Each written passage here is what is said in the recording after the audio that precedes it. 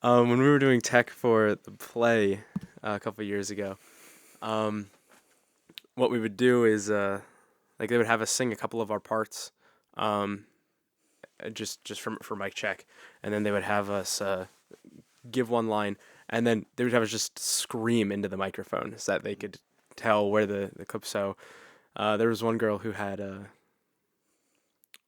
one of her parts. What was it? Was it Cinderella? I think it was Cinderella. And so the stepmother at one point, when she's like, "Oh, the prince is giving a ball or whatever," um, when she finds out, she has to like scream at the top of her lungs. And so the first time the white people did it, they're like, "All right, we need you to like scream," and she just goes up and like releases like, and all of us, we covered our ears because it started getting feedback, and the mic was so loud because I weren't expecting it. But when you're doing mic setup kind of stuff, you gotta. That's fun. And no two mic setups are going to be exactly the same. So, What are we talking about, Matthew? well, JD, we'll be talking about a lot of different stuff today. Oh gosh, That's what you're here for. Okay. So we'll start off with the classic radio host. Hello everyone, and Teenage kids. but hi everyone, welcome to the Teenage Catholic Podcast. I'm Matthew.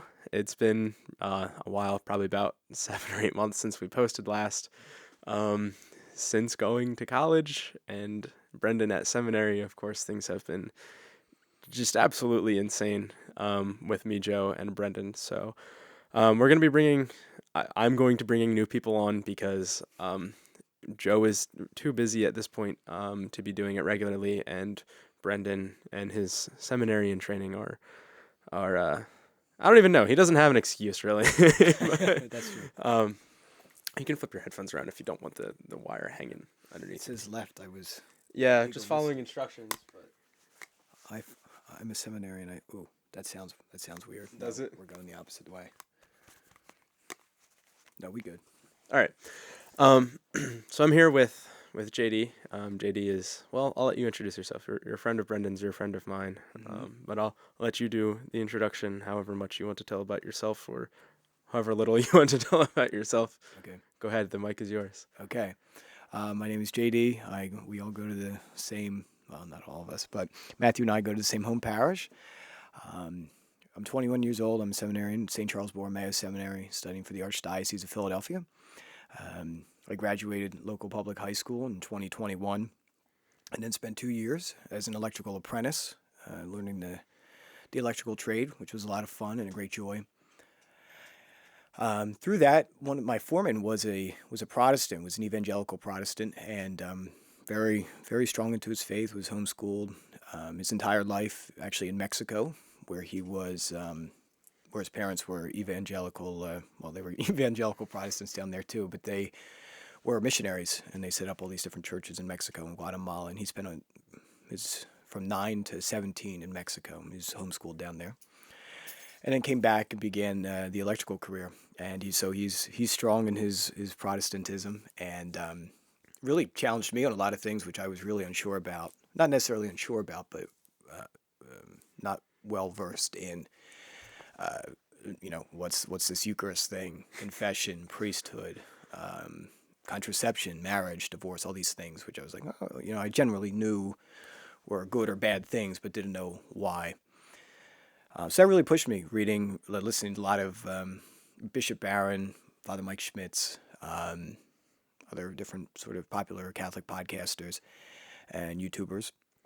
Lots of reading, really, really helped to grow in the faith, realizing that I could have all this knowledge, but I also needed prayer too, so that really helped my prayer life as well.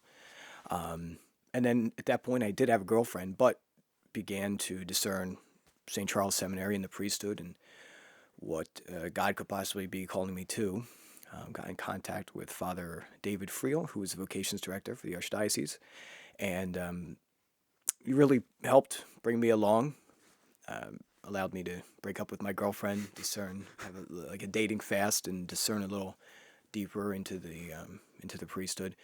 And finally, after probably 5 or 6 months after breaking up with her, really it was time to apply. So I applied to St. Charles, was accepted, and I just finished my first year, so beginning my second year, And so the first year was like a propedeutic preparation phase, and now this second year is College 1 and begins the actual philosophical studies for the priesthood. So what does your class schedule look like? Class schedule.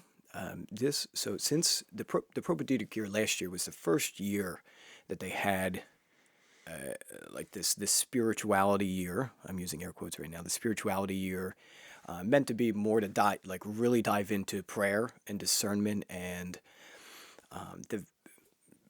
there was this new ratio from the Vatican that lays out requirements for the church on the whole for formation of diocesan priests, and they came to the conclusion that there needed to be a mandatory at least 1 year preparation for those coming into the seminary, both with degrees and without. So I'm without degrees. So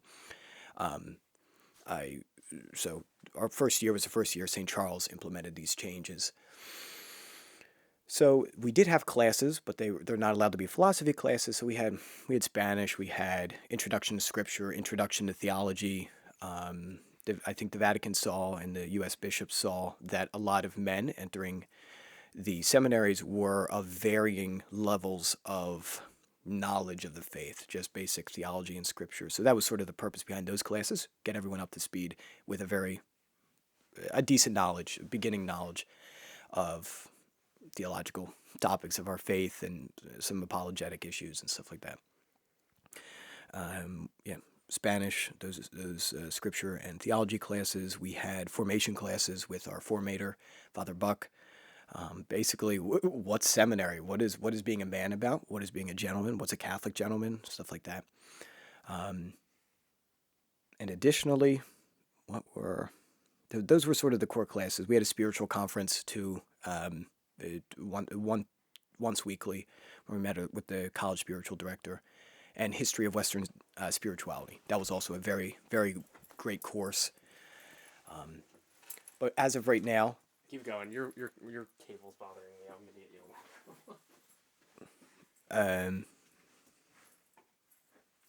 I hate to interrupt you like this.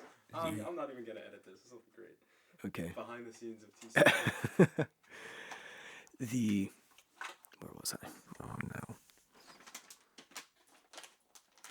Spiritual conference, history of Western spirituality, rather. Really built a pretty firm foundation.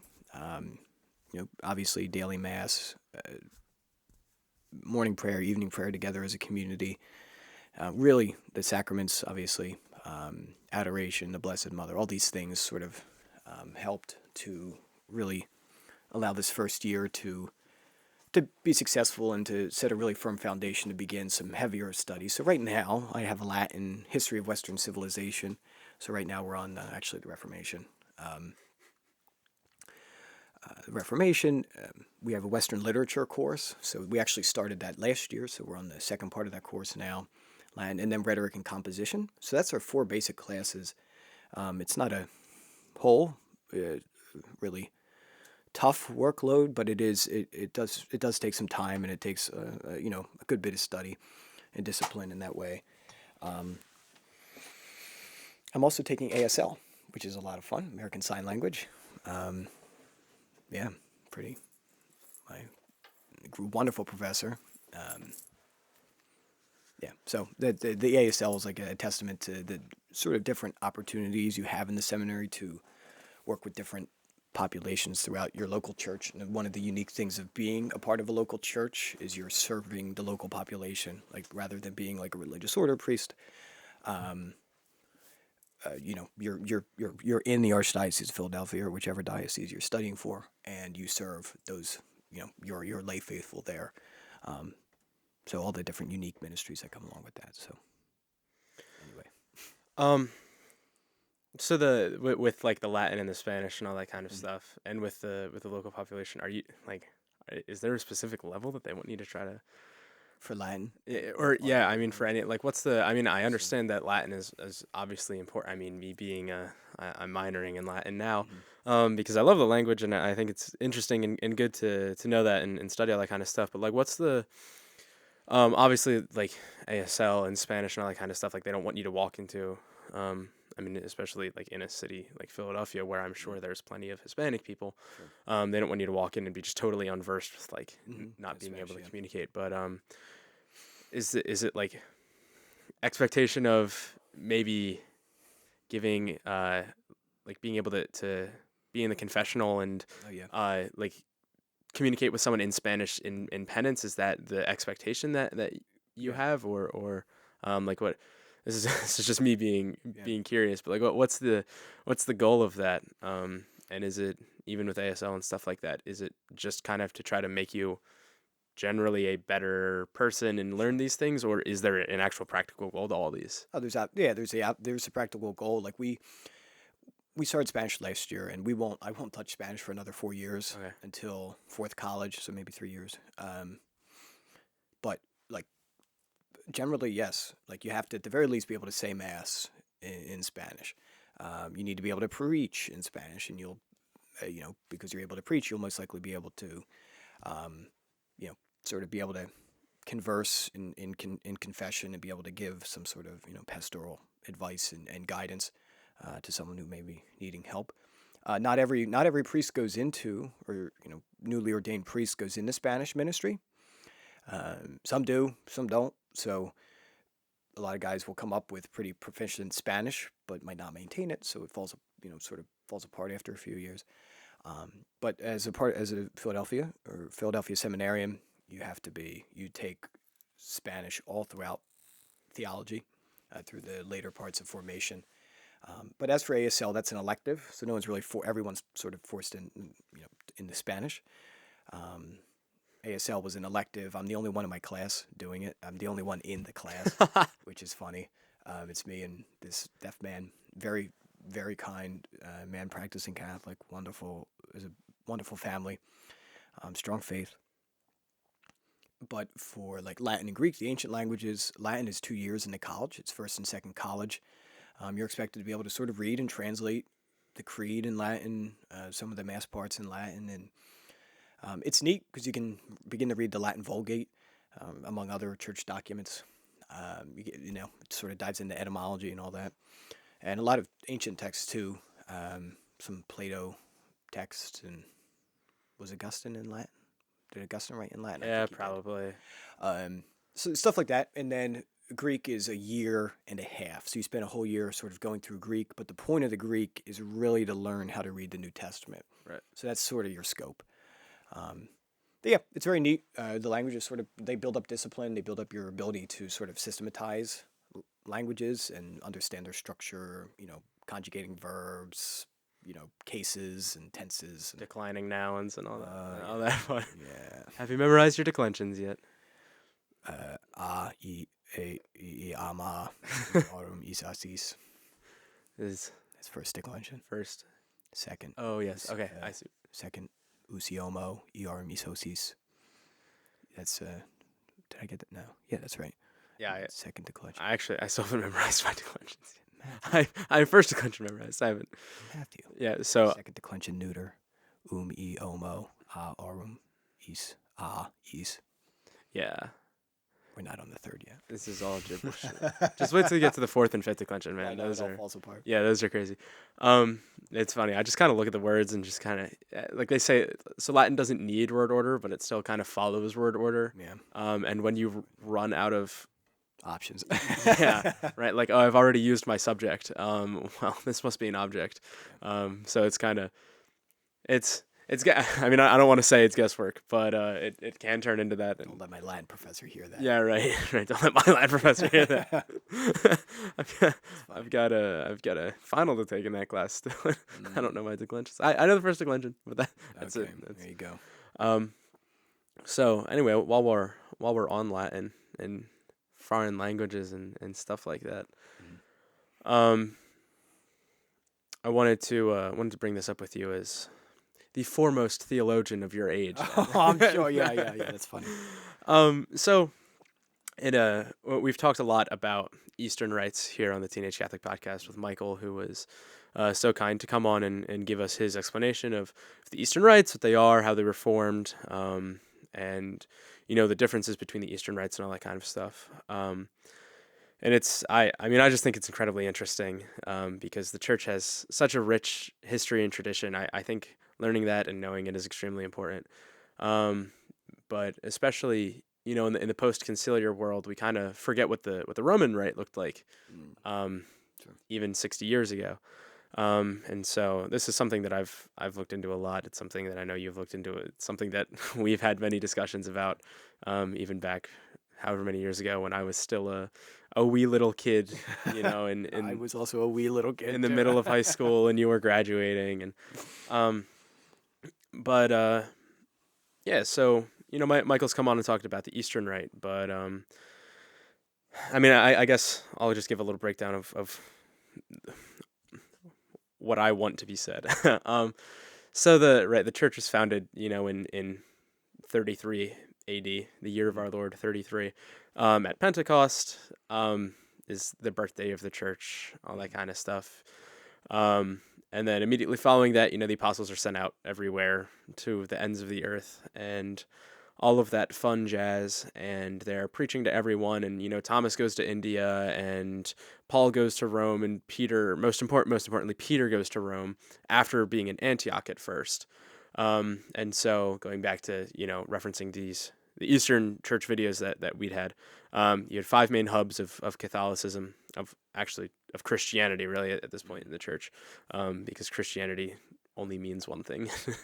um, but so you have Rome, Antioch, Constantinople, Jerusalem, and Egypt, Alexandria. And so out of these five main cities, you have these hubs of Christianity, and different traditions start popping up and all that kind of stuff. And so um, because of the density of the cities in the Eastern Rite and the expansion of Christianity, they all started kind of bumping heads with each other. The Armenians and the sure. Coptics and the Syrians and all of that kind of stuff. The Byzantines. I mean, they're all. If you look at a map, they're all kind of on top of each other. And then you have Rome, that's like halfway across the Mediterranean, just in the middle of Italy. Mm, Um, everyone on the east is speaking Greek or Aramaic or something like that, and the Romans are just speaking Latin. yeah. And so the churches started developing, and if you want to learn more about like the development of those, the split, the recombining, and all that kind of stuff, Michael and I have posted. I've posted two videos on it with Michael, who's done an excellent job at researching this and bringing as much as he could in a way that's able to be laid out well enough for teenagers. But the Western Church, stayed the Western Church, the Roman Church. We have a couple rites. We have the Mozarabic rite, which came up in Spain following the following the Moorish conquest. Sounds right. Yeah. Yeah. And then the Ambrosian rite, which is in Milan, Mhm, from Saint Ambrose. But those just they kind of fall generally into the Western rite of the church. They're not mhm, different rites. They're just sure. different traditions and different practices. Different uses, Yeah, forms, I think, forms is the might be the more is what better Father phrase. Frail gave to me Yeah, the other day. Is forms. similar. Yeah, because you have the Carmelites. The Carmelites have their own Yeah, and different orders have their own. Dominican. Yeah, it's Yeah. actually pretty neat. But continue.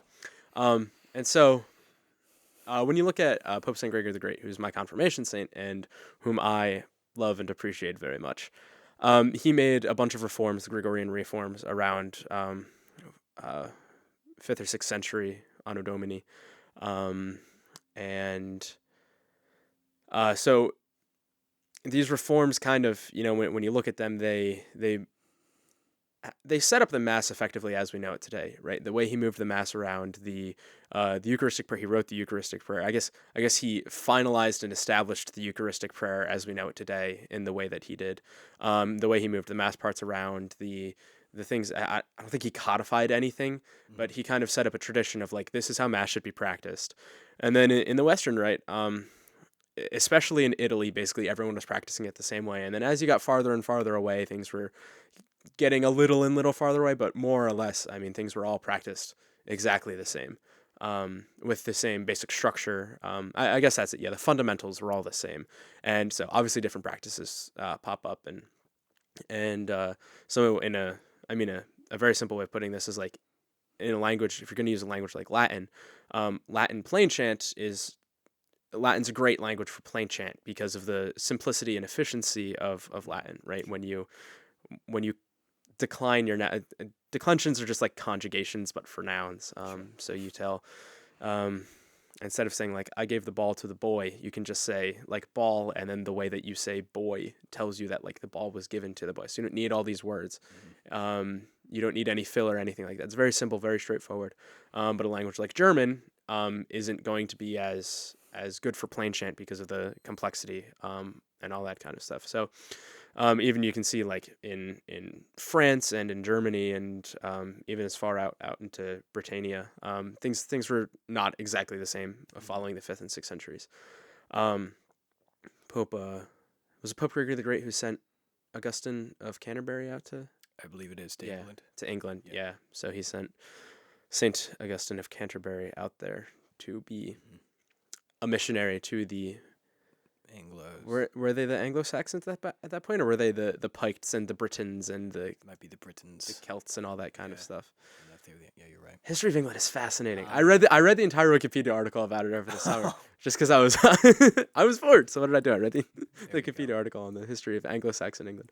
But anyway, so you start with the apostles doing the things the way the apostles did. You move on to Pope Saint Gregory the Great, who's one of these very, very early church. 5th or 6th century. This is 400 years after Jesus had died. So really, really not that long, relatively speaking, afterwards. He's one of the 4 great doctors of the church. Who is it? It's Gregory the Great, Ambrose. Excuse me, the Western Church. It's Gregory the Great, Ambrose, Augustine, and there's one guy that I should know. Is it Leo the Great. Let's look it up.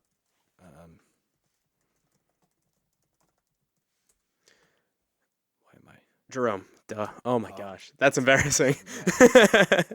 Who's that? Yeah. That's interesting. Oh, yeah. So Gregory comes out here and makes all these Gregorian reforms as we know them today. And then 1,000 years later, there's this guy named Martin Luther who comes along. Now he's not the first guy. Who's that? Yeah. Well, he's not the first guy who tries to reform the church. It obviously had been happening, heresy from the very beginning. But he was the first one who actually managed to get some traction underneath of him. And ended up, breaking away and founding his own. It's not even that he gained traction; it's just that it kept going. Yeah.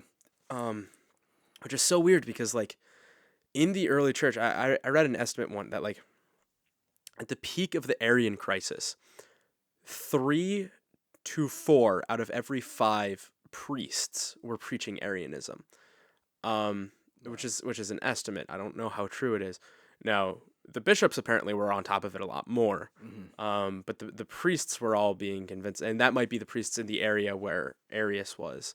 But I mean, Protestantism is not the first heresy that has gained significant traction in the church. We've managed to stomp out Arianism, sure, but unfortunately, we weren't able to quite stomp out Protestantism the way that.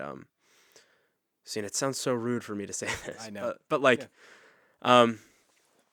it's true. It's true. It is a heresy. It's been condemned and all that kind of stuff. So, so around 1500, the church needs to undergo more reform. This is where the seminary is established.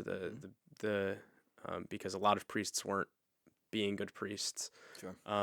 And the indulgence crisis and simony and simony selling church positions, which you can't do because you're supposed to be appointed to church positions. This is again about 500 years after Pope Saint Gregory VII comes along and creates the College of Cardinals with that whole concordat of worms and all that kind of stuff. There's a lot of history, but it's important to know where the Western Church comes from. So you start with Jesus. I'll just go over this again. You start with Jesus. You go on a couple hundred years, and then Pope Saint Gregory the Great establishes his basic structure for the Mass. And then 1,000 years later, is it Pope Saint Pius V during Trent? Is that post-Trent? I don't believe. Okay. I could be wrong with this, but I do not believe he participated in the council. Because he died 1560.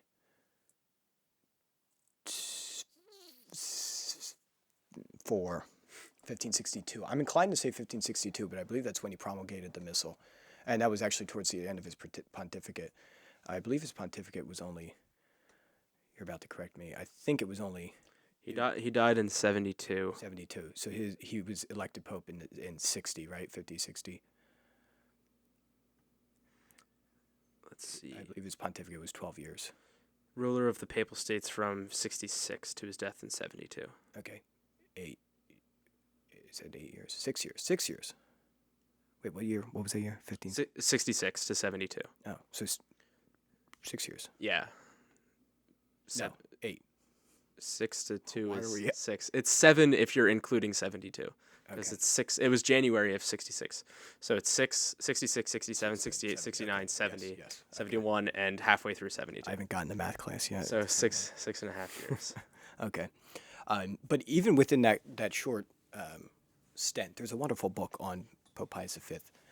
I believe the last name of the author is Damatti, something Damatti, I believe. And he wonderful biography, fast moving, but covers a great portion of his papacy. And he promulgated the Missal as like similar to the Second Vatican Council, where they sort of directed the revision of a missal or the creation of the Novus Ordo. They, then it was up to later popes, like up to Paul VI, to actually promulgate and see what that actually looks like. And it was a similar structure at Trent. They saw need for a standardization of the Mass and directed the pontiff to do it. And at that point, it was Pius V who was elected, and then really actually took out the work started by his predecessor,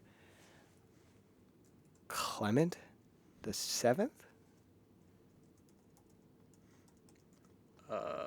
Clement the Eighth. Pius the Fourth. Pius the Fourth. Who was before? Paul the Third was before him. Was it Paul the Third? I'm getting all my list of popes. Oh gosh. So those popes, I believe, were actually pretty short-lived, and they began a lot of the work that Pius V brought to completion. In addition to revision of the breviary. Breviary. 16th century. So who are we wondering about? Pius V, who was before him. It was Pius IV. Pius III, Julius II, Leo X, Paul III. Adrian VI, Clement VII. Okay.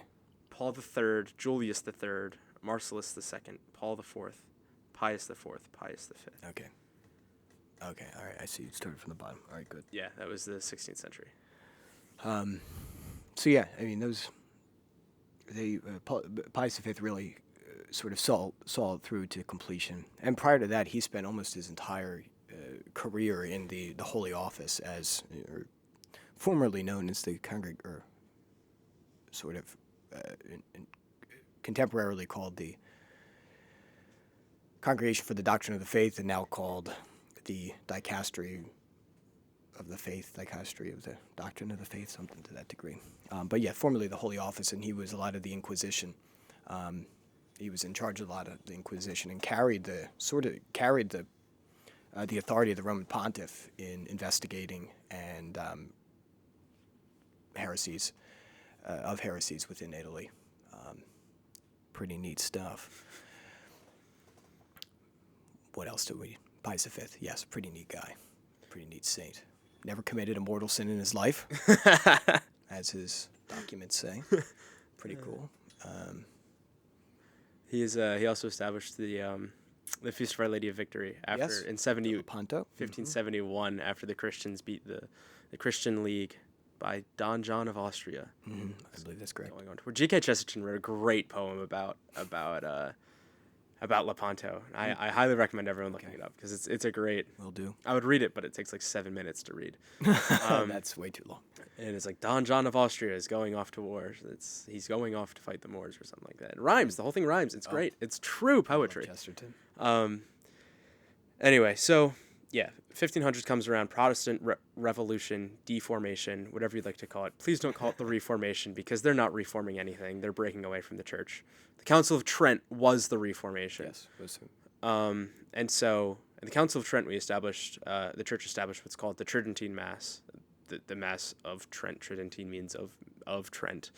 And so this is what's known today as the traditional Latin Mass.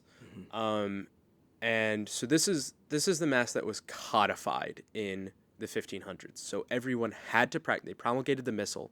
Everyone had to practice this the way it said in the Missal. Unlike the reforms that Pope Gregory had made, which weren't codified, this wasn't something that the priest didn't have to follow specifically the rules that he laid out. So, unlike that, by the time the Council of Trent was done, we had a missal that all of the priests had to follow no matter what. Excuse my squeaking. So the traditional Latin Mass as we know it today is practiced up until, in America, what is it, 1969 is when, and then 70 is when the first official missal is promulgated. And so effectively until 1970, the traditional Latin Mass is practiced in America. And then in 1970, we switched to the post-conciliar Mass, the Novus Ordo, the new Mass, which is the Mass of Paul VI. And 2008 is the latest update to that missal. So that was Pope St. John Paul II started it, I thought, and Benedict XVI would have finished it. The Latin edition, the third Latin edition, would have been finished by Benedict XVI in 2008, and then the most recent English translation was, I believe, 2010 or 2011. I thought it was 2011. Yeah, 2011 then. 2011, which saw a pretty, I would say, pretty good, I don't want to say revamp, but retranslation. Which we're still working on to this day, aren't we? I mean, we're still changing some of those. So, what do you say in the missal parts? I even just Latin to English translation of things. Oh, sure. Everywhere. And so, because I just heard for the first time the term OCIA.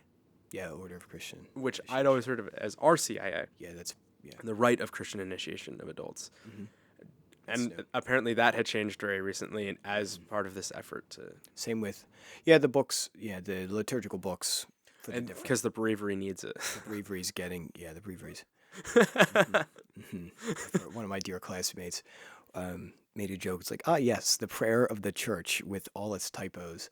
I don't know what it was, if it was maybe rushed or like just the printing and publication, but a lot of the formatting is odd, and you can tell just in the book, just in like how it was printed was odd. So it doesn't necessarily have to do with the council, but rather with the publishing company. Right. But also like the intercessions that are in morning and evening prayer. Some of them are 4 or 5 intercessions. Some are 6 or 7. Some are 3 sentences each line, and then some are just a sentence. You could tell like different. It was like, Matthew, you take the 20th week to the 30th week of ordinary time, and so you could see like it's pretty interesting. But even though like if the continuity of like the hymns used, like there is a new breviary coming out for the English speaking world, or for at least America, with new hymns, because the hymns are not necessarily like the Vatican doesn't set forth hymns. Maybe they do, but they're not like they're not the essential part of the breviary. Let there be peace. There's a good one. One of the priests at the seminary keeps bringing up. I forget which hymn it is, but it's quite the interesting 70s hymn. But a lot of them have classic. Most of the breviary has good classic, sort of very Catholic hymns, especially when it comes to like the feast days of the saints and the Blessed Mother. But there are other parts that are that come out of the Psalter for the day, and it's like that's odd. But they're coming out. They're retranslated the Latin hymns that were in the old breviary to English, and I believe they're including a lot of the Latin hymns in there as well. But they're trying to maintain the actual chant, like the chant that sort of associated them, or that was with the hymn, and just putting basically English words into it.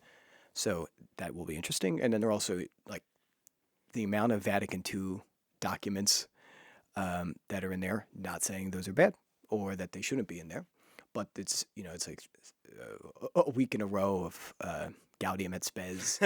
You get like an Augustine, and then also some people will complain that there's too many Augustine homilies, and from too much Augustine work in there for like the officer readings. So lots of different criticisms and complaints from various different people from all different sides, but yes, retranslation of the Psalms and the all that stuff. So that's been many years in the making. So hopefully, they said the next like 2 years or something. We'll see. Who knows? But apparently, the lectionary as well is being retranslated too. The lectionary? Yeah, but that uses the NAB. I'm not sure.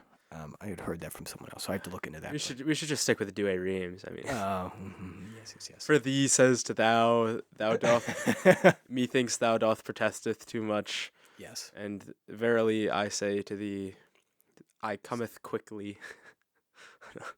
Gotta love the Douay Rheims. Yes.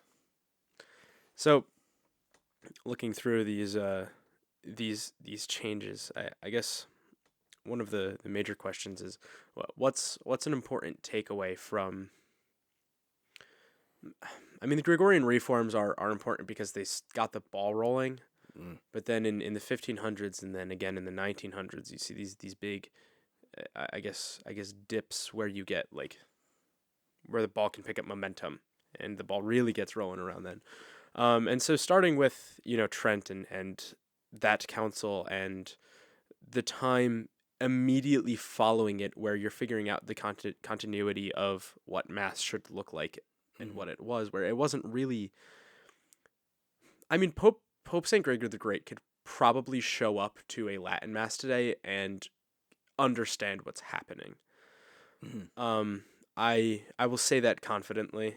I'm obviously not sure of it, but presuming that the Latin has remained unchanged for all of this time, because Latin is an ancient language, and despite the fact that people say it's dead, I mean that just makes me think that we have a flawed definition of what a dead language is. Sure.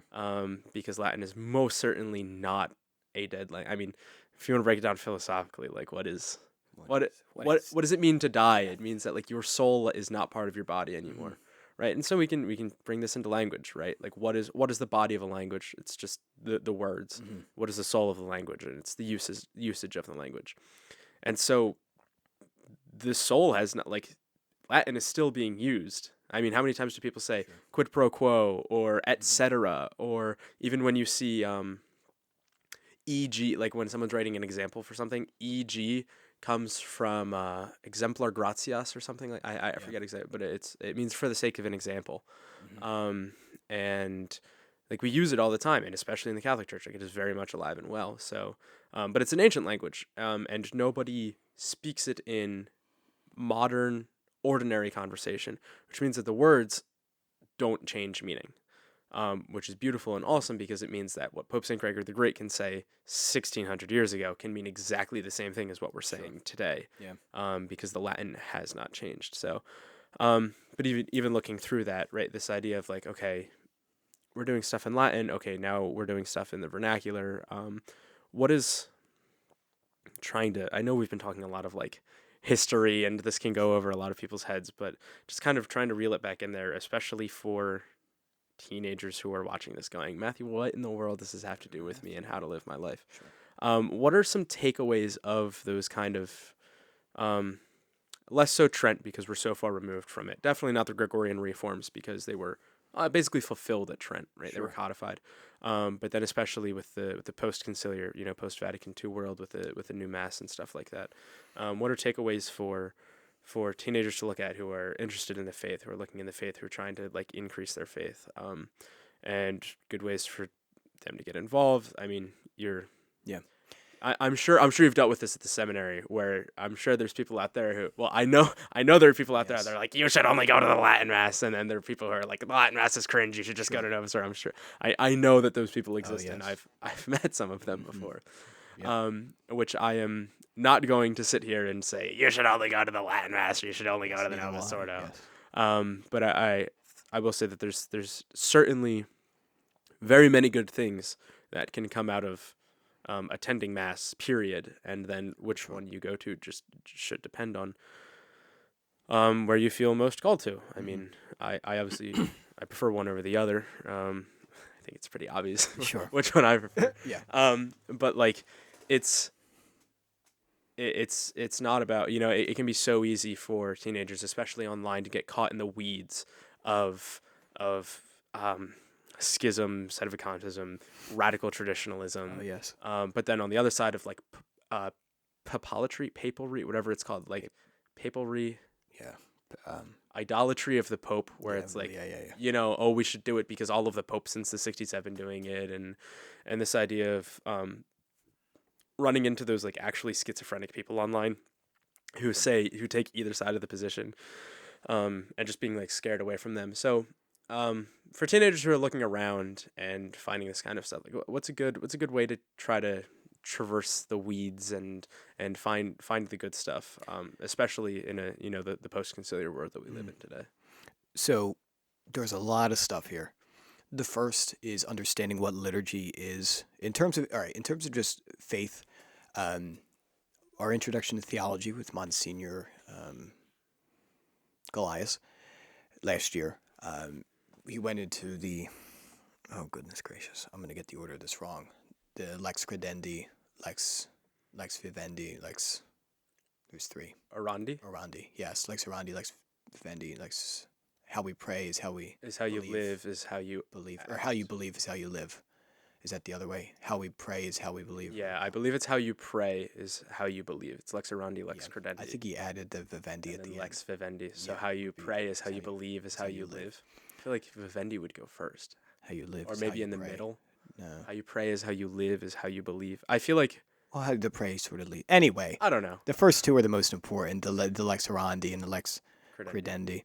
credendi. So that sort of lends itself to like liturgy, right? How we pray in the midst in liturgical action, in mass, in our the liturgy of the hours. Those sort of public worships does indeed, and if they're out of balance, they tend to lead to sort of erroneous beliefs or beliefs that could be potentially wrong or dangerous to your faith or your prayer life. So that's that. Okay, so take that, have that understanding of like how we pray is how we believe. So therefore, we want our belief in God to be reverent. We want it to be, or we want to have a relationship with God. We want it to be respectful of God as God. We want it to be reverent. We want it to be like an actual relationship, as if an actual relationship with God. Lex credendi. So if we look at liturgy, right, a common I would say misconception of the liturgy is that liturgy actually means work, a work of the people. Right. I'm sure you've heard that before. Liturgy is like a work of the people. Right. Well, and that's why our active participation is required, right? Well, so my Latin professor will argue that that's actually not what it is. It is a work for the people. Right. He will make the argument. He gave this whole, sort of presentation on this. I am not aware. I do not remember sort of the very details of that. But I could, I think that's very plausible to say that the liturgy is a work for the people. It is for the sanctification of God's people. It is the highest form of the Mass specifically is the highest form of worship we can present to God. That we can the highest form of worship of God that we can participate in. And with that understanding, and yes, active participation, maybe not as we currently understand it, but how it was understood under like Pius X per se, and probably every pope before. Which is, if I'm correct, I don't believe there's read this in a specific book. I believe, I'm not sure. Speaking of active participation, like it wasn't really before Pius X that word was actually found in sort of papal documents on liturgy or church documents on liturgy. It wasn't until Pius X. But his big thing was the reform of music when he was the Patriarch of Venice. He instituted. oh, is that him? Pius X, Oh, I love this story. where he banned the organ. Yes. Or not banned the organ, excuse me. He banned everything but the organ. Yeah, I love that and, story. and banned pretty much all music except chant and polyphony, among other things. But when he became pope, that was one of his first documents. I'm not sure if it was like a motu proprio or a. It was a letter to the Apostolic Vicar of Rome, I believe it was. Okay. Because is this the one about reform of the sacred music? Yes. Yeah, so he wrote. I believe he wrote one. I don't think he wrote any like encyclicals or anything like that. I know he wrote a letter to the, shoot. Either way. I'm pretty sure yes. it was his letter. It was a letter to the Apostolic Vicar of Rome. Okay. And this was like his. This was one of his first things. His first actions as pope was to restore the sacred, the correct understanding and the correct use of sacred music within the liturgy. Specifically for use in the liturgy, and that something he did in Venice and felt very passionately about, and something he did as pope. Tra le Sollecitudini. Yes. Yeah. Yes. On Is that sacred music, papal letter to the Cardinal Vicar of Rome, December 8th, 1903. Okay. 1903. Yeah, and that was like first thing. And then John Paul II. I'll post this in the description. Okay. John Paul II wrote I'm not sure this. I believe this was an encyclical from John Paul II. I believe, where he writes it on like the 75th anniversary. I mean, that was 1903. It wouldn't have been the 75th, maybe the 95th anniversary or the 90th anniversary or something. I believe it was in the 90s. He wrote sort of I don't want to say rewriting Pius X, because I don't think he didn't change anything necessarily, but he brought forth Pius X's letter and said this is a wonderful example for sort of restoring sacred music in our own time. It's sort of the differentiation between the spirit of Vatican II and the actual documents of Vatican II, which, especially Sacrosanctum Concilium, which is one of the 4 principal constitutions of the Second Vatican Council. Sorry, I'm going to interrupt you real quick. Yes. Chirograph of the Supreme Pontiff John Paul II for the centenary of the motu proprio Tra le Sollecitudini on sacred music. 2003 he wrote that. This is in 03. So motivated by a strong desire to maintain and promote the decorum of the house of God, my predecessor, St. Pius X, promulgated the motu proprio Tra le Sollecitudini 100 years ago. Yep. Its purpose was to renew sacred music. Is that on Adoremus?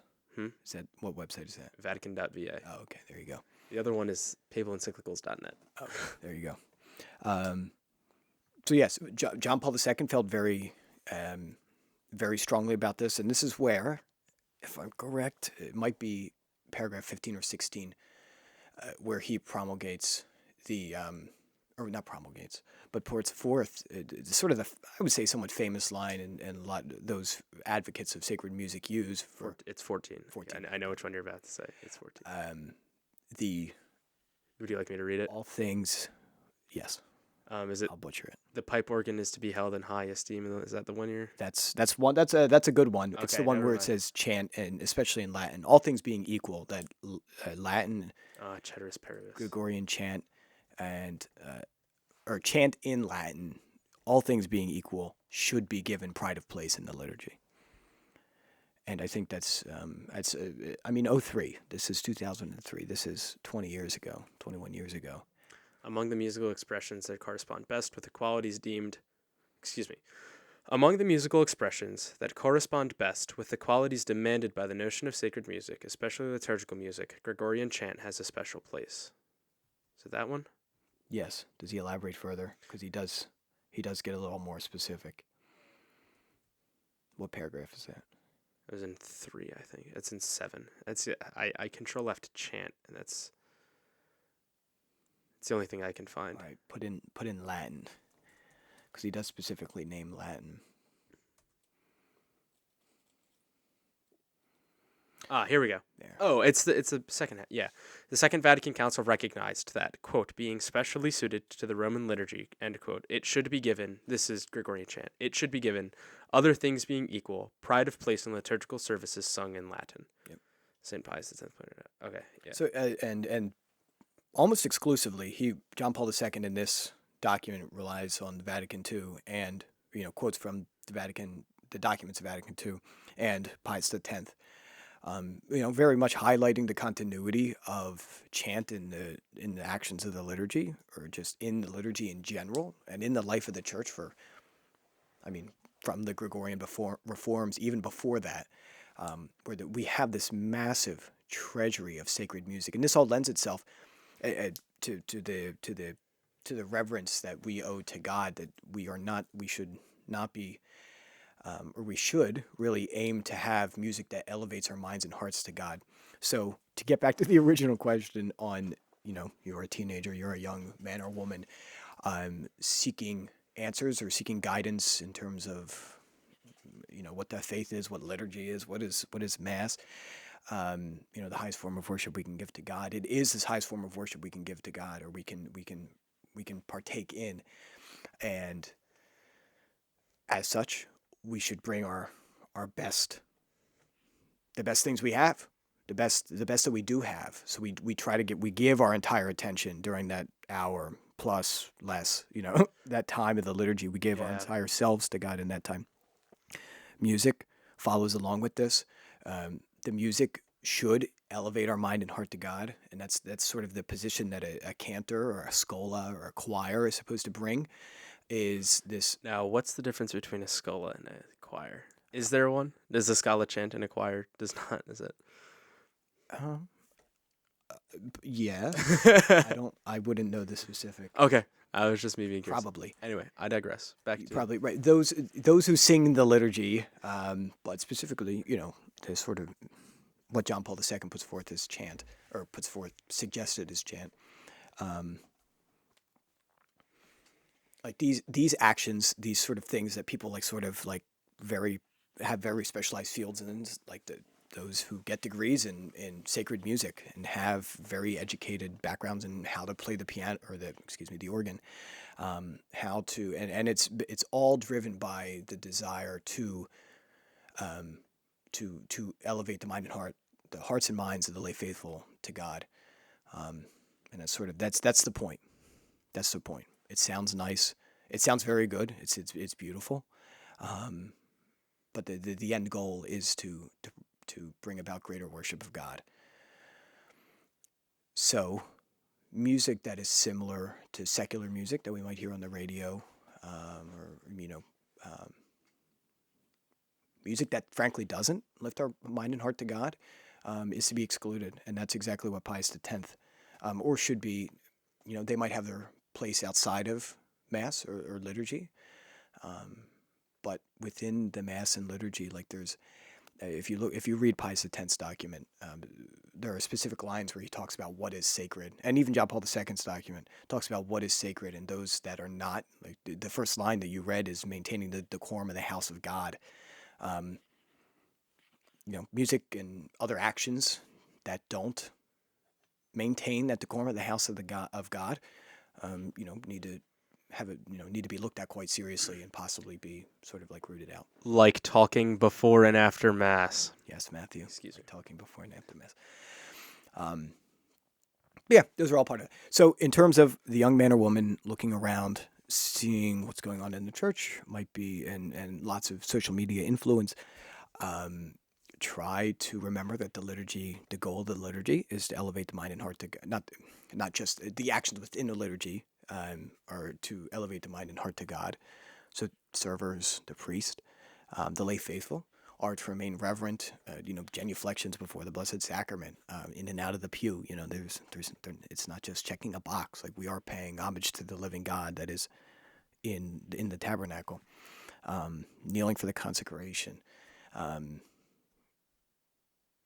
things like that. So I have two questions. Yes.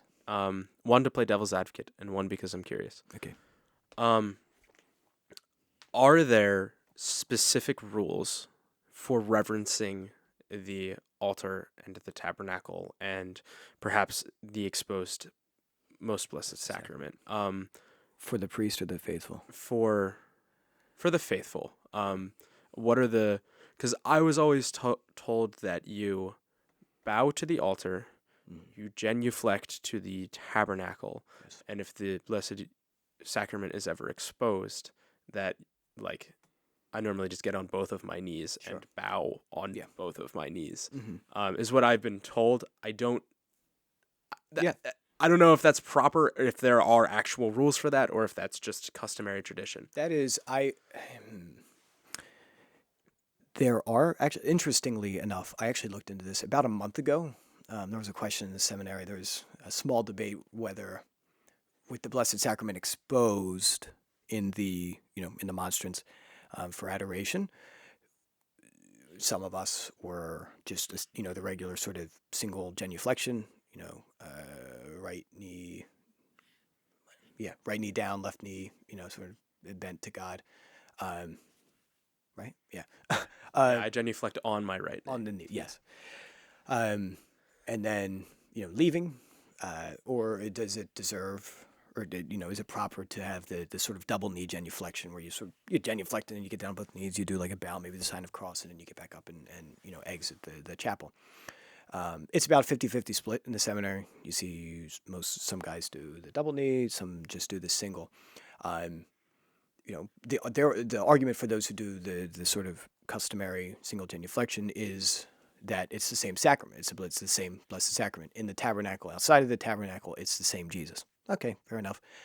In the same token, if it was, it's not that it's not the same sacrament, but if it wasn't special to have Jesus exposed in the Blessed Sacrament, and why, like, if you process in for, if you were to lead adoration, you process in, you expose the Blessed Sacrament, then you incense it. Like when you process in the Mass, you don't necessarily incense the tabernacle, right? But when the Blessed Sacrament's exposed, you take the time to kneel. The priest takes the time to kneel with the servers and to incense the Blessed Sacrament. So like there is obviously something different with having Christ and the Blessed Sacrament exposed in the monstrance. So that's sort of the argument that I would sort of have, that there is a difference. Obviously, there's a difference. Why would we need adoration if there was no difference? Or why would we prefer or like to have adoration if there was no difference? So you pay the extra reverence to God, if you would, in being exposed in the Blessed Sacrament. So, but there might actually be documentation on this. Might not come out in the form of a papal document, but maybe guidance from like the Office of Divine Liturgy, or even just your bishop or something like that. Yes, Yeah. yes. Okay. Pious practices. Right. Going just a little farther down that rabbit hole to clear up any more potential confusion, and then I do have one other question that I want to get back to, about the things you'd mentioned, was when is it proper to? Well, because I'll do this thing too, where like whenever I pass a church when driving, I'll make the sign of a cross because like I'm still passing, like Jesus is still very much present there. Sure. But like when is it proper to be performing these signs of reverence? Is it every single time that you, like, if I'm lighting the candles on the altar and I walk back in front of the monstrance 6 times, am I genuflecting 6 times? Is that the proper thing to be doing? Mm-hmm. Or does God know that I love him even if I go up and I show reverence once, truly meaning to show God reverence, and then just walk back and forth between the candles 6 times, not taking the time every single time to stop and kneel? Or is that just like, dude, it's God, like, show him the respect he actually deserves? What is the idea behind that, and is there a line between like I want to do what's right and also like, okay, this is just obnoxious, and now it's like every third step that I'm taking, I'm turning around and genuflecting? Yeah. So interestingly, we just had a sort of a server training at the seminary just to make sure we were all on the same page. And the director of liturgy, Father David Friel, now formerly the vocations director, who I entered under, but is now the director of liturgy, very smart priest, very intelligent, very prayerful. While serving in the Mass as an altar server, you don't bow or genuflect. Like when the germ, this is in the germ that the priest genuflects. The germ is the general instruction for the Roman Missal. Exactly. So that's at the very front of like the red book that the priests use for Mass. It's the instruction booklet for the people to be using to do what is most proper at Mass. Sure. So just wanted to, in case you didn't know what the germ is. Germ, yes. The germ states the priest genuflects on the way in and genuflects on the way out. So otherwise, if the priest passes to go, to the other side of the sanctuary to give the homily, he bows, right, or the server's bow. But otherwise, on the way in and out, if you're not holding cross and candles, then you sort of you genuflect and you're out, or on the way in. Okay. As for like it's so this, I don't say it falls just into pious practice. Like obviously the rosary is not like a mandated, is not an article of the faith or not a precept of the faith, but it is highly encouraged by all the popes. There's indulgences attached to it, right? We want you to pray the rosary. Right. In the same token, I'm not putting genuflection in that camp either, like of just pious practice. Like you don't have to do it. But in terms of like you're a sacristan and like you have extended adoration. You have extended adoration, and you have to replace the candles. Like the candles have run down. It's time to put new candles in. Maybe, yeah, the first time and the last time you pass the Blessed Sacrament would be time for genuflection. Like, yes, you don't want to be obnoxious, but you still also want to. But if you're not, it is up to your. I don't want to say personal preference, but it's up to your discernment. This is so. I think this. I was talking to one of my priest's friends about this. Friends, I don't. One of the priests to whom I regularly go for advice about something. I was dealing with a problem, and it was like, okay, sure. At what point is like my concern for doing what is right just turn into going too far with this one thing? And he'd said like it comes down to your conscience, right? At what point does this turn into Catholic guilt? It's like, oh, I'm doing it wrong because I have to do it the right way. And so I didn't mean to cut you off if you were going to finish. That's a great thought. I think that's kind of, considering everything that you said, that would be my, where I would go. It's like, you don't want this to cloud your conscience or cause you any grief, because I mean it's effectively scrupulosity. Sure. Right? I didn't bow to the tabernacle properly. I'm going to hell. Which is that's not quite how scrupulosity works. But it's more or less so I guess, sure, let me explain that. So scrupulosity is when you struggle with like everything seems to be wrong, and so you struggle with this idea that like you're doing things that aren't inherently sinful. And this can be even so far as like, oh, I didn't wake up to my first alarm today. Was that sloth? Sure. I felt full after my meal. Is this gluttony or something like that? Another example would be like you forget a sin in confession. Even though you may have you went through an examination of conscience, and then afterwards you're like, oh my goodness, I forgot this. I didn't come up in my examination. I forgot to say. Be assured, the mercy of God extends to that sin as well. Right, and there's no willful, obviously. Yeah, but that's a good example of scrupulosity, feeling the need, like, oh, God didn't forgive me because I forgot this sin. Well, right, and so that's what we're saying to avoid, is this idea of like everything must, because Catholicism is not should not be. It's not a faith of following rules 100% to the T all the time, no matter what, because our God is a loving God and is a merciful God. Now, we should try to do. I mean, this is like Cain and Abel, right? Who brought the most proper and who raised the best of what he had to God? Abel did, right? The gifts of Abel, that we have it in the Eucharistic prayer, right? The gift of Abel the just. Yeah. And so it's important to do everything for God like as properly and as beautifully as possible, but also at the same time, you need to do it out of like legitimate love, adoration, and respect, and not just as a matter of checking off boxes. So that's why I honestly kind of hate some of these church programs that I've been talking. It's on my mind now, so I'll talk about it. But like Exodus 90 is this thing that all of the Catholic dudes try to do, and it turns into checking off boxes. Like honestly, I know that there are guys who get stuff out of it. I'm sure there are guys who get it, because obviously people keep going back to it. And I'm not going to sit here and say that like every guy does Exodus 90 incorrectly. Like I don't believe that. But I do think that at some point Exodus 90 does turn into just checking off boxes of like, okay, I went to the gym today for the 30 minutes that I need to go to the gym today. I spent like an hour. I did my holy hours. Like, what were you actually praying during that holy hour, or were you just sitting there taking a break from the rest of the things that you're trying to do. Yeah. And I mean, a lot of Exodus is just kind of, it's more of taking things away than putting more things in. But even the things that like, it's just so exhausting, honestly, because I tried to do it last year. I failed epically because I wasn't ready for it. I'd never done anything like it before. And it's way too hard for, okay, official advice from the Teenage Catholic Podcast. If you're a teenager, don't do Exodus 90 because it's way too hard for you. This is like monk level kind of fasting. Sure. Especially if you've never done anything like it before. Don't throw yourself in there. Don't throw yourself into any of these fasts. Sure. If the most kind of thing that you've done is like, oh, I gave up chocolate for Lent. Like, okay, maybe for Lent or even Advent, right? Advent is a season of penance as well. Which is great because Advent is coming up. We're recording this on November 27th. So Advent will be coming up in 4 days. It is upon us.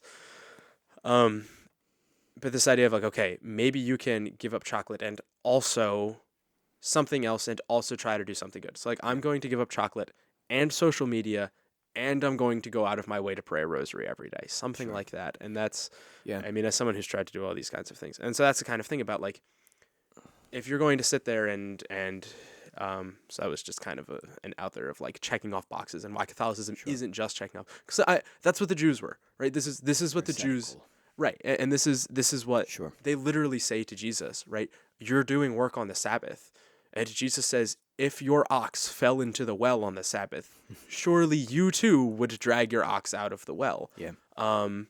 And so it's not about like, everything has to be perfect 100% of the way. All of the boxes must be checked. Your T's have to be crossed. Your I's have to be dotted. And if you do that, you will live a perfectly saintly life. Sure. Like, that's crazy. So I extend some spiritual advice from a very spiritual young man. Just kidding. From the foremost theologian of his time. Foremost theologian of his time. So my spiritual director, like last year, I went to my spiritual director. I'm like, Father, I got to get ready for Lent, and I need a fasting plan. Like, what am I going to do? Doing the pizza hands. Father, got a fasting plan for me. We met in South Philly. I'm just kidding. And I came to him with this crazy list, and he's like, no. And he was exactly correct. And we slimmed it down. We trimmed some crazy things that I thought were going to be very beneficial. And maybe they were going to be beneficial. Maybe they are beneficial to some people. But there is no one-size-fits-all program for most individuals. Exodus 90, like you said, I'm sure, has various amounts of success for some. Yeah. But for others, especially those, and we there is humility involved in picking fasts and different penances for Advent and Lent. And there has to be a level of humility involved in deciding those. You have to realize, like, you don't want to, I sent you this the other day. You don't want to rush the flower before it's bloomed. Yeah. Something to that degree. And like I said, there's a level of humility in picking and sort of discerning what you might be attached to that might be unhealthy, that you need to trim out of your life or your schedule. Make sure to pace yourself. You must... You said you must rush the flower before it has bloomed. Oh. But no wonder you don't respond. You must not rush these. As our friend told me, and my dear spiritual director, the list as you have it will be very beneficial, taken with good fraternal support and with the disposition of gaining strength through grace. There you go. I said, yeah, maybe I'll try it once I see how this goes. Yeah. Because I think I was talking about giving up meat for Advent, and you're just like, yeah, you're like, you shouldn't. And like, so if you're gonna be more upset with the fact that you didn't, like, for example, I'm not doing this, but let's say the young teenage zealous Catholic, zealous young man or woman says, I'm going to give up meat. I'm going to give up video games. I'm going to give up social media. I'm only going to be on my phone for 30 minutes a day. I'm going to pray a rosary. I'm going to also make sure I work out for an hour a day. And I don't know. Going to do all of the liturgies of the hour. Yeah, I'm going to do all the liturgy of the hours. I remember discerning, and these are, looking back on it now, various amounts of retrospect. I was very upset when I could not pray the Liturgy of the Hours. I remember being a senior in high school and like being all confused with the ribbons and yada, yada, yada, yada, yada. And that just killed my spiritual life. I was like, this is how I'm going to pray. I'm going to pray the Liturgy of the Hours. And it just didn't work. I did it for 5 days, like morning and evening prayer, and just, it's like that the Liturgy of the Hours is not the core, early on, is not going to be a way to form relationship with God, right? For some it might be, but generally no. And really holding me, I was going to get up early before school and pray these Liturgy of the Hours and yada, yada, yada. And I tried Office of Readings. I was getting confused. I didn't know what they were talking about. and it was very much checking off the boxes. So if you have your list of penance and you're looking at this and be like, okay, I see the value in all of these activities. However, I don't know if I can do all of them. Like there is certain merit to pushing yourself, and that's sort of what Lent and Advent are to do. You need to push yourself, and you're doing penance to grow, as the scriptures tell us. Penance, prayer, and almsgiving, right? Penance, prayer, and almsgiving. Prayer, fasting, and all. Yeah. Prayer, fasting, and almsgiving are sort of the core themes of these liturgical seasons. But you must be honest with yourself. If you must be balanced. That if you're not going to be able to fulfill a certain section of penance, or if you're just going to give up altogether, like I can't do these 3 things, like, and just give it up altogether and not do any penance at all in the course of any of these seasons, like we want to avoid that. Right. We want perseverance. We want growth in prayer. We want growth in. So if you're going to be pushed to the point and let's say you do the whole Lent or the whole Advent doing some sort of strenuous, but by Easter time you're like just tired and you're exhausted and you're like done. That's not what the church is looking for. That's how much it is true. How much greater is the feast. That comes following the fast. Yes, it comes following the fast. Absolutely. But I've seen it a few times with friends and some classmates even that do very strenuous penances, but it does become checking boxes off, and that's what we are to avoid, is the sort of checking box off attitude. But when in fact we're doing it to prepare and ready ourselves for Christ's coming in Christmas and Christ's resurrection at Easter. Yes. So don't disappoint yourself. Don't set yourself up for failure. You must be honest with yourself. All of that being said, yes, don't freak out about genuflecting your bowels. Oh yes. All that being said, do not be scrupulous about your genuflections and your bowels. Yes. So would you say that good practice is to, like, okay, if you were to lay out right now JD's rules for reverencing the Blessed Sacrament, the things that need to be reverenced properly. Yeah. Let's just like walk through Mass. So you walk into church from the front, as you're supposed to do, which is technically the back. Yeah. So you walk in, and you walk in the door, you grab some holy water, and what do? You walk to your pew, and you find your pew, and you genuflect before entering the pew. Okay. And you sit in the pew, and you pray. Okay. And then when you leave, you genuflect after you leave your pew.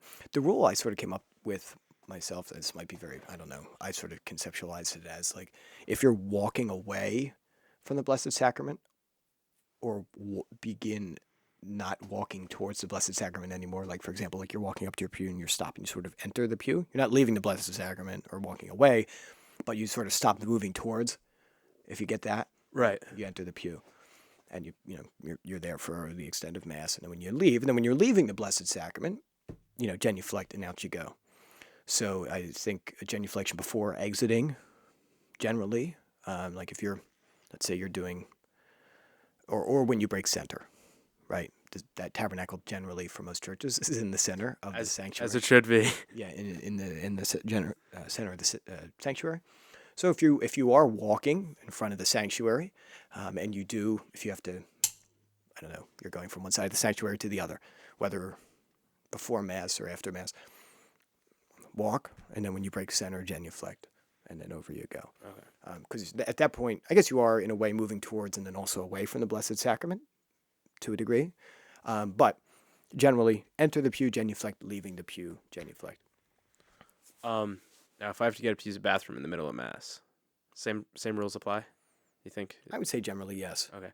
Um, And now if I'm a lector, and so I'm getting out of my pew to go up, and Yeah. I'm just going through all of these. no, Just yeah, to, you're generally, I would say, stick with the liturgical ministers, such as altar servers and priests. The priests bow to the altar and to the bow generally to the altar and to the tabernacle during mass. So as such, you should do the same. Okay, so you should bow to the. But you do whatever your priest Okay, tells you to do. right, and then, so altar servers, you say bow to the. Generally. Okay. Oh, back to that note. So Father Friel, during our practice, our server practice. Maybe we should have him on the podcast. Maybe we should. You should. I'd love to reach out to him. Okay. Anyway, he stressed that walking to and from the altar, from like the credence table to the altar, like presenting the chalice to the priest or deacon, or bringing the water and the wine, or the lavabo, the washing of the priest's hands. You should not bow to the altar every time you go back and forth, or you give something to the. It's only when you break center that you do. Oh, okay. So like if I'm going up If you walk up and present the chalice to put it on the altar, you do not bow with the chalice, put it down, and then bow and then walk away. Okay, so you don't have to bow at all if you're That was Father Friel's guidance. If you're just walking up the steps, putting something, and walking right. Okay. But if you're going to break center, yes, bow. Or if a minister bows to you. So if you wash the priest's hands at the lavabo, Right. and he dries his hands, gives you the hand towel back, and he bows to you, you obviously bow back. Okay. But you're bowing to him, not to the altar. Right. Okay. So whenever I go to pick up the Roman Missal, immediately following the distribution of the Most Holy Sacrament, I don't bow. Well, the Blessed Sacrament is at that point present on the altar, so I would. Oh yeah. Okay. Assuming, I don't know. Now that gets into this scrupulosity question. I do the same thing. I sit there. I'm like, did I break center? But Father Friel's not going to come out with a hatchet and hack your head off if you bow to the altar. You never know. You never know. Swoop out of nowhere. Ah! But yes, the general attitude is that it's for love of God and respect of the Blessed Sacrament. Okay. So okay, back to what you were saying like 45 minutes ago. About sacred music. So yes. you had mentioned how things that raise your soul to God are to be practiced, and songs that, quite frankly, don't raise your soul to God should be, they don't have a place in the Mass. Now, what do you say to the person who sits there and says that, like, I think that music, just like my appreciation for music, all music raises my soul to God, because now I'm playing devil's advocate here because I think this is a ridiculous thing to say. But like, oh, I just love music and my appreciation for it raises my soul to God that way. So therefore I think that, like, yeah, those 1960s, 1970s sacro pop songs that we sing, Never heard that sacro pop. Yeah. That's okay. That raises my soul to God because it's got like cool words or something like that. Man, the jive of the Holy Spirit leads my soul to my Creator, bro. What? Oh yes, okay, I got it. I don't want to make it seem that like this person is an idiot and anyone who thinks 1960 hymns are good is stupid and a dum-dum and shouldn't go to church. Yes. But I do, it's like, it's very clear that as the popes have laid out, like chant, organ music, traditional. I think it's Pope St. Pius X. He writes that, like, shoot, who is it? Who's the Renaissance guy? I should know this. Julius II. No, there's lots of Julius. No, it's the musician that I can't remember. Oh, not Palestrina. Yeah, it is Palestrina. He's not Renaissance, isn't he? Post-Renaissance. He might be a little after the Renaissance. Okay. I was gonna say, I thought he's 1700s, 1800s. He died in 1594. Oh, okay, I'm way off. So Palestrina is held up as like the epitome of church music, which, oh yes, quite frankly, I Don't tell me you don't like Palestrina. No, I agree. I think he's rivaled only by maybe Mendelssohn. Mendelssohn, really? I don't even, was Mendelssohn Catholic? I thought he was Lutheran. I was going to say, I don't think Mendelssohn's... I love Mendelssohn's classical music, but I don't think Mendelssohn... I really have not seen much church music from him, but I could be, obviously, have just not come across He was a Lutheran. Okay. Um, I didn't know that. and he was also Jewish. That's funny.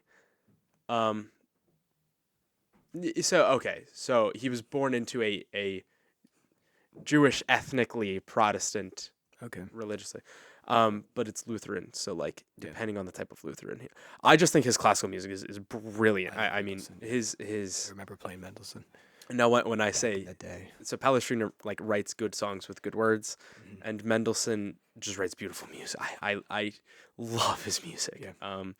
So, and I do think that Palestrina is like the epitome. Now, obviously, Renaissance and Baroque and classical, like they're all different.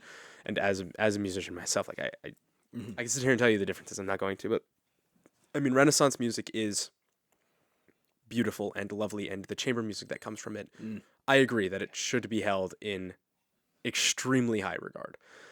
And so you have the popes who sit here and say, like, this Renaissance music, this polyphony from the Renaissance, the organ, the chant, the plain chant that we have, the chant tones that we have, like these kinds of things, while they're not supposed to overpower the mass and right, you're not supposed to focus more on the music than on the sacrifice that's happening in front of you. They're good and they should be practiced, and they don't write anything about sacropop. Now, I don't know if that's, well, actually, I think it's actually, Pope St. John Paul II was around when this stuff was around. Like we have a pope who could have said this kind of music, go make a difference. Yep. I am the bread of life. All of these kinds of songs that are.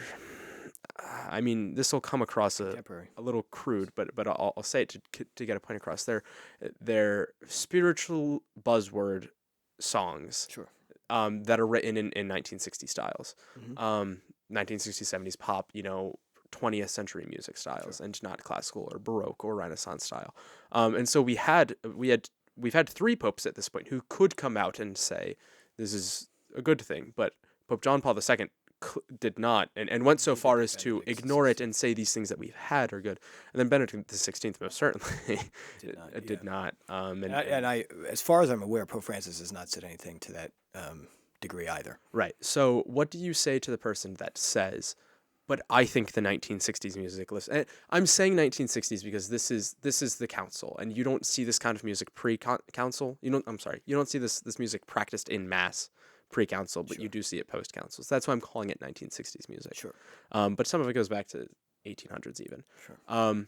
So to the person who says, okay, but the 1960s music does lift my soul to God, I do get something out of it, which I don't doubt. I'm not going to sit here and say there's no spiritual benefit from that kind of music. What do you say to that person? Leaving beside the obvious, like, personal, the spiritual biases. The spiritual leaving beside, not giving a blanket judgment on all people that like this sort of music that came post council.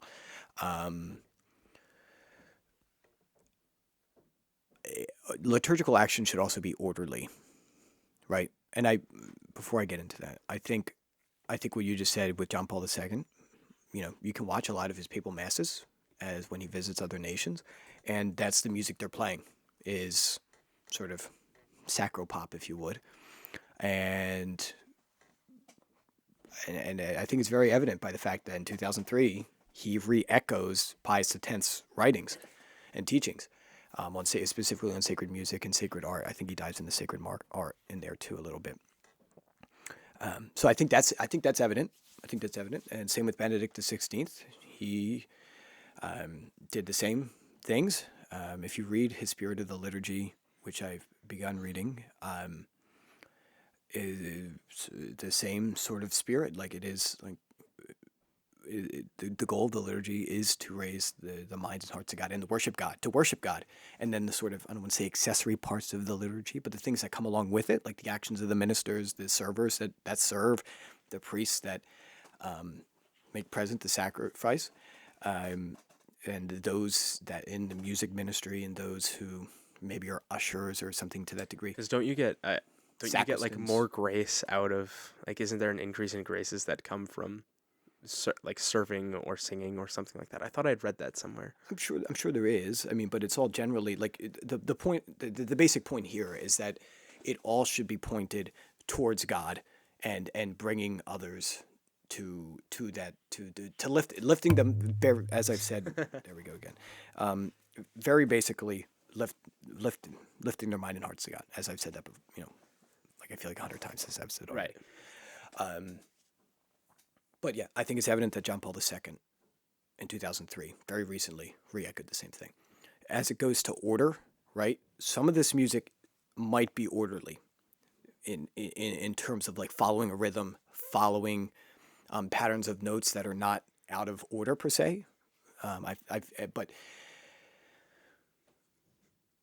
the music, such as chant and polyphony, follow and are indeed orderly. I don't know if I can put more technically musical terms to that. Yeah. But I think we can agree. I think by just listening to it, I think you can agree. Well, it might initially, you're like, this is certainly, I've never heard something like this before. It's outside of my comfort zone per se. But it is, I don't think it can be argued that it's not orderly. And it's not,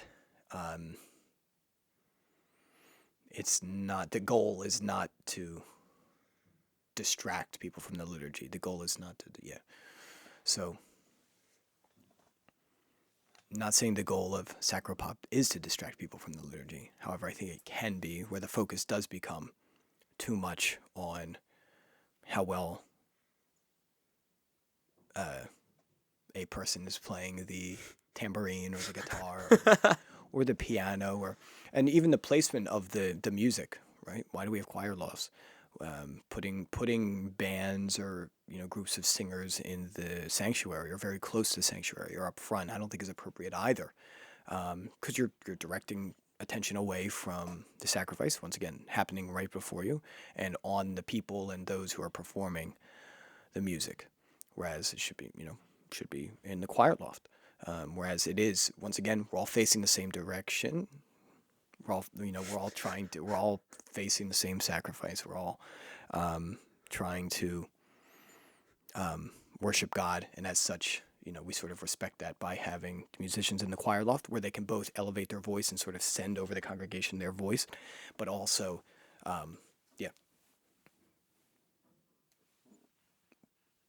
lead the worship in music. Right. Lead the, and there's no kind of dissonance between like these people who are separated from the rest of you are the choir people, and like you can't see the choir. Yeah.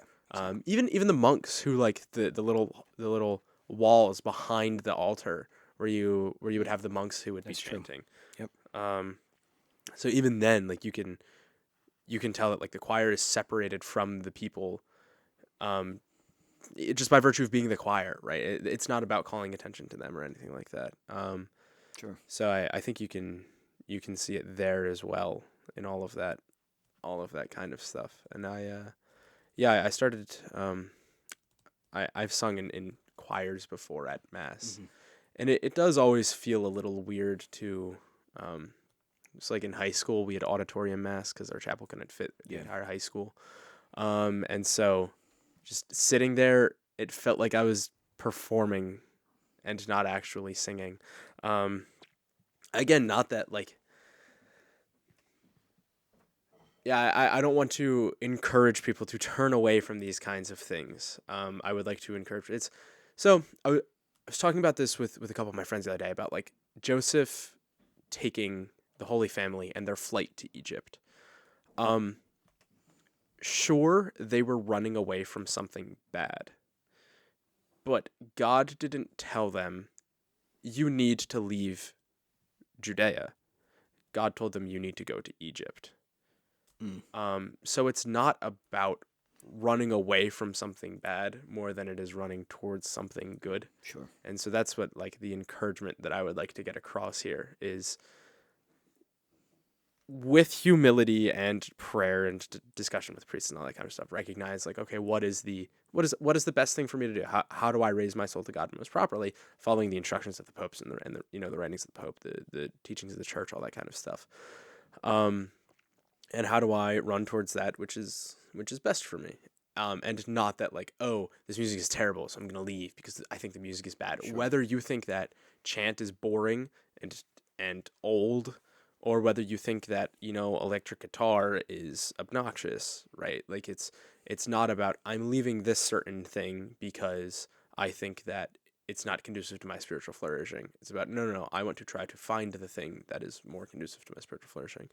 And it's something that's came up recently with me, especially going to college and all that kind of stuff, like handling a new life, and finding that which is best for you. And that's been the advice that I've gotten a lot. Is just kind of like, are you running away from something bad, or are you running towards something that is ultimately better for you? And so that's the kind of advice that I'd like to offer in this kind of. Sure. So, yeah, it's pretty clear what the writing of the church is, writings of the popes, teachings of the church are on all of these things. But again, like there's like even Pope Saint Gregory the Great when he was making his reforms, he still had his own ideas about things, right? Like this isn't a completely and totally about. So even the church in her wisdom, who through the guidance of the Holy Spirit puts these people in charge, like Pope Saint Gregory the Great. Pope Saint Gregory the Great is still human, and so he's not infallible, and so the things that he will do are, of course, obviously not without human judgment and without human discernment and stuff like that. So, I think that's another important thing to bring up, is that like back to the scrupulosity. Like, does it matter whether or not you didn't bow to the altar? Not enough for you to like lose sleep. Yeah, right. And so it's like, does it matter whether or not you're singing the good or bad songs? Like, yes, because it is inherent to the liturgy. But it's not like I don't think it's enough, especially if it's like, oh, that one song that we sang 4 weeks ago, I really didn't like it. Yeah.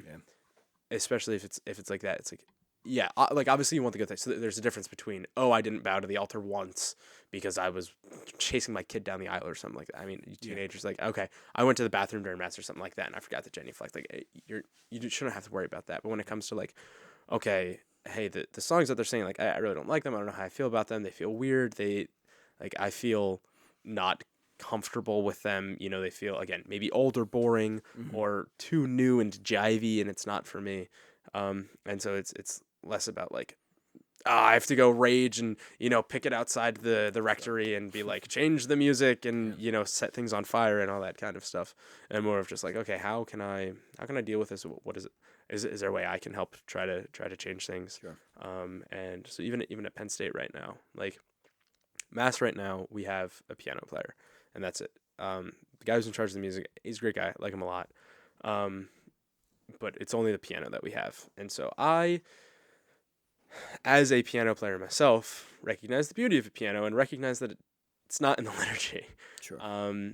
And as an organist, I also recognize the beauty of the organ and recognize that it's perhaps not, at a coffee bar at 3 p.m. Like, you're sitting there and you want to hear some like light jazz or something like that. You want to hear like brr, brr, brr, brr, brr, brr. Yeah. You just don't want to hear all of that. Like, there is something grand and regal about the organ. Yes. That once again, some might write off as old, antique, whatever it may be, but there is, I think, like you read in John Paul II's document, there is reverence given to or not the same reverence given to the Blessed Sacrament. You do not genuflect to an organ. there is like this sort of, I'll say reverence, this pride of place held to the organ and sacred music. Pius X did, at least in Venice. I'm not sure about that document he wrote, but at that time in Venice, outlawed anything but the organ and select other music or other instruments. I'm fairly certain it might have just been the organ, but I think he did leave room for some, I forget. Violoncello. Yeah, but otherwise, like the other, I'm not sure how extravagant their music had gotten or how wacky or whatever was happening going on there, but... Well, even so, at the Cathedral Basilica when I went for the Solemnity of the Assumption, and they have the full orchestra there. Beautiful. I mean, it's gorgeous. Yeah. But then there are also times where it's like, you can tell that there are certain points where it's like, people want to start clapping.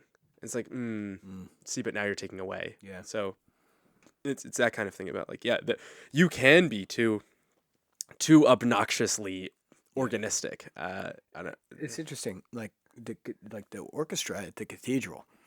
Not that there is a cathedral orchestra, but an orchestra at the cathedral. I mean, I think it fits because the space is massive. Number one, the sanctuary is large. Like you have these sort of, I don't want to say principal liturgies are not the right, is maybe not the right word, but you have, like, as let's say the Archbishop of Philadelphia, like when you celebrate Mass there, you are leading. Now you're not only leading those who are physically there, but you are leading the diocese, the archdiocese in this case of the great Archdiocese of Philadelphia. You are leading the diocese in its worship. Like you're setting an example of what should be done, or how how you celebrate the liturgy in a way is how your priest should celebrate the liturgy, in some degree or another.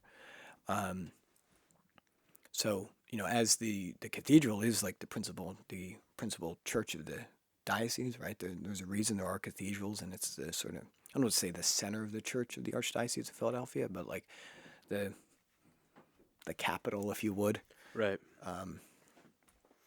But yeah, like the orchestra fits that space. It's a very large space that sound fills the cathedral, and it sort of complements the sort of the liturgies that take place there.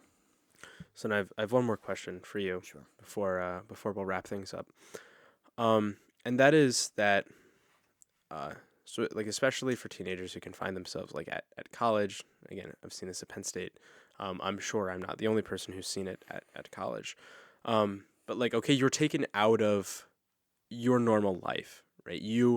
For 18 years, you lived at a normal parish that, and when I say normal, I just mean like, okay, it's a regular church building. Sure. With like a proper tabernacle and like maybe every now and then you get the organ guy to show up at like one of the 4 masses of the weekend. Sure. Or something like that. And so it's your very run of the mill kind of current day church. And not that that's a bad thing. It's just describing it as just, if you were to put all of the churches in America together and take the average of them all, that's probably what most people are coming from. And then they go to college where, let's say you don't have a church, and you're dealing with an auditorium or a chapel that's really small. Maybe you don't have a priest, and so you have to go. So like, we have a friend, well, Joe, yeah, like Joe's at college in a city, and so he can, like, there's no church for him on campus because there's 2 churches within a 3-minute walk of him or something like that. Yeah. And so like, of course he doesn't need that, but then also you go from living not in a city to in a city, or living in a city to not in a city, and college town is very different. Or even in high school, like high school mass can be different, right? Sure. We had auditorium mass at my high school, or very small chapel mass, right? And it was like, we don't have albs for me to wear, or cassocks and surplices for me to wear while altar serving, so I just have to wear my uniform. The choir is like an actual student choir instead of just a bunch of old ladies. And so it can be very different, especially for teenagers as their life is changing. That transition from high school to college, or even just in high school when you're dealing with limited facilities in high school or stuff like that. What is this desire to chase what is best and what is good and all of that kind of stuff? What is most proper? What holds pride of place? All of that kind of stuff. In as much as we can't control everything, it's like, well, if I could have it this way, I would make it this way. Mm-hmm.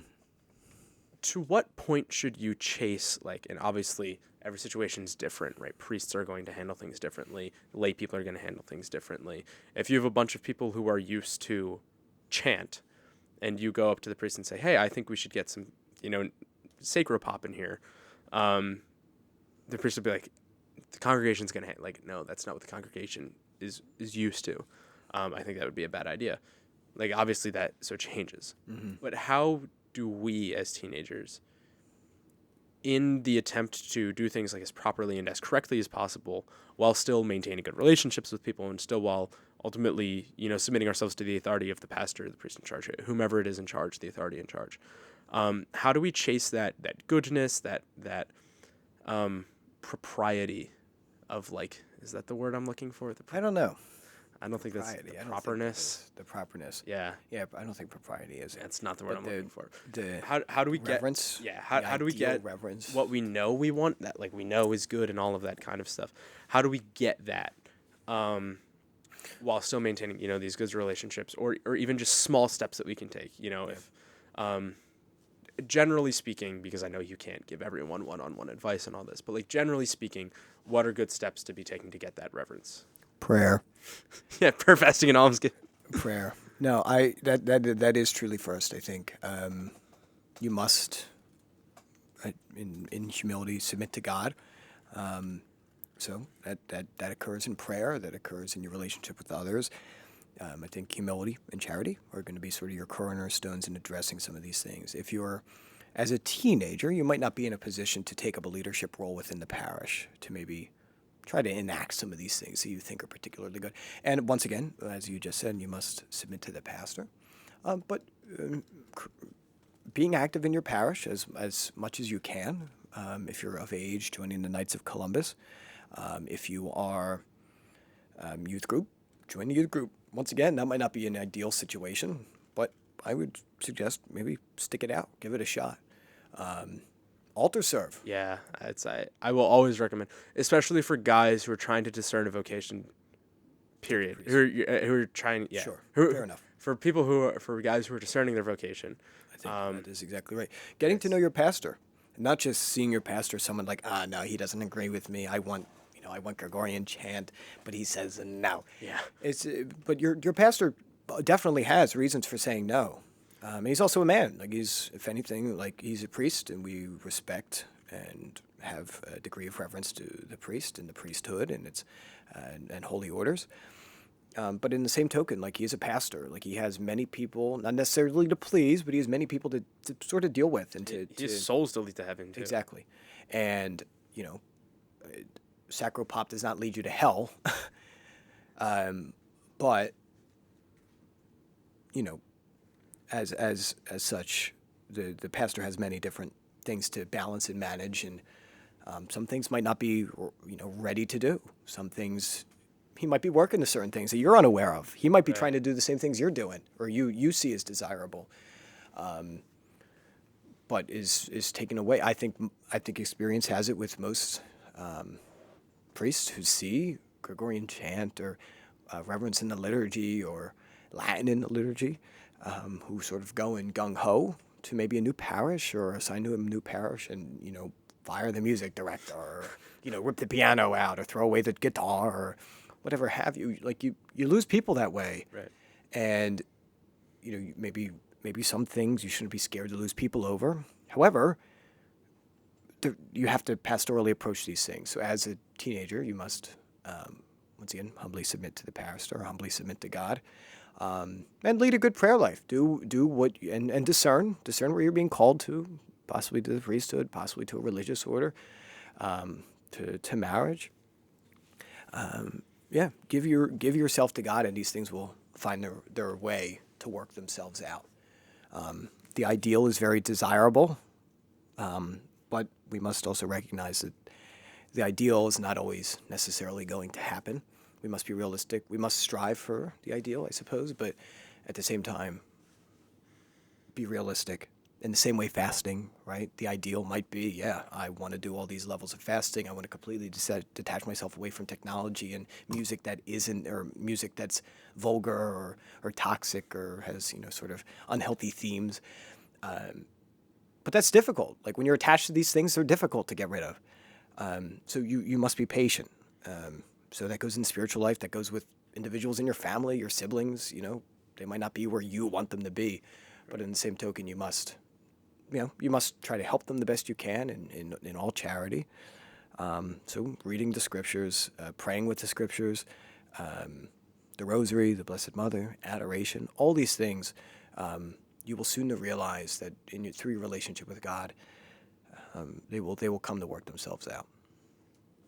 I think that's a good point to end it right there. I think there's nothing else you want to add? Anything else about anything we've talked about that you... Generally vocation, if I could speak to that a little bit more. As teenagers, as young men and women, sort of in the prime of your life or approaching the prime of your life, right? You have to, and discerning where you want to go. There's a lot of pressure and anxiety. I applied to all the Ivy League schools. I didn't get into any, or I tried out for the basketball team. I want to go pro in basketball or football or any sport, and it's like it didn't work out. Keep in mind that God does indeed have a plan for you. He made you for a reason. Jeremiah chapter 1, verse 5. In the womb I form you, or in the... darn it. I usually have this one memorized. But before I formed you in the womb, I knew you. He's obviously speaking to Jeremiah in this case, but he's speaking to you as well.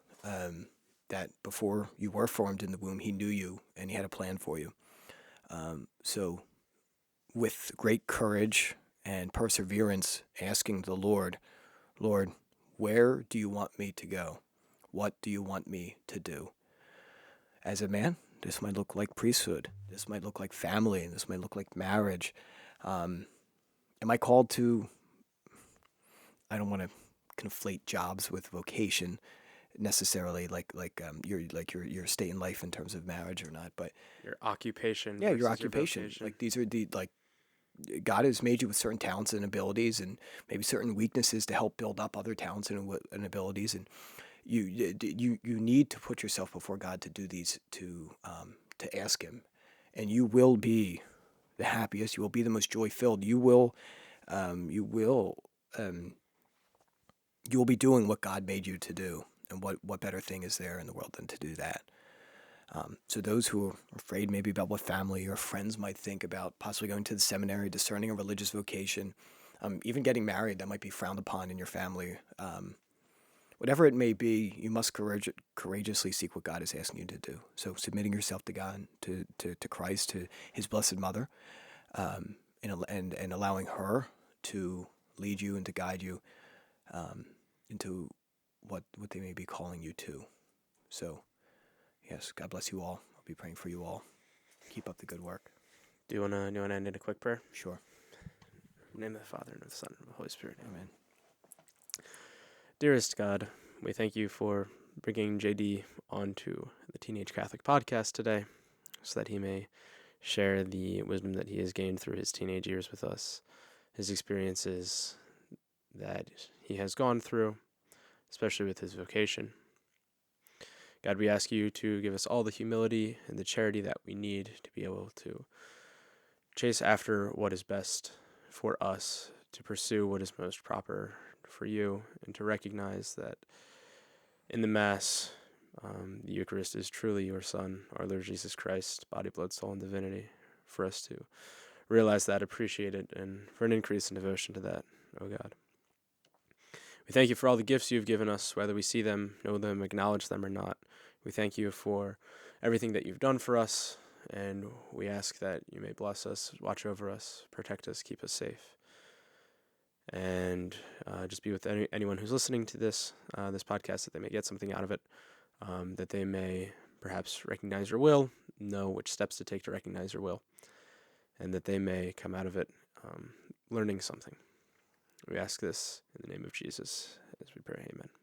In the Father, and the Son, and the Holy Spirit. Amen. Quickly, before we go, I have to do the cheesy YouTube stuff. Make sure you like, subscribe, hit that bell for notifications. Share this, the audible groan. Share this with your friends.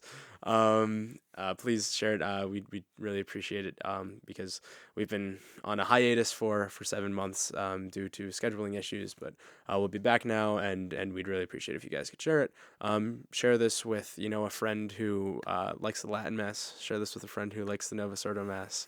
Share this with somebody who's listening to Sacropop as we speak. Share it with your friends, your family, your religion teachers, your priests, anyone. I mean, it's a teenage Catholic podcast, so share it with teenagers, really. But thank you all for listening. Make sure you do the YouTube stuff.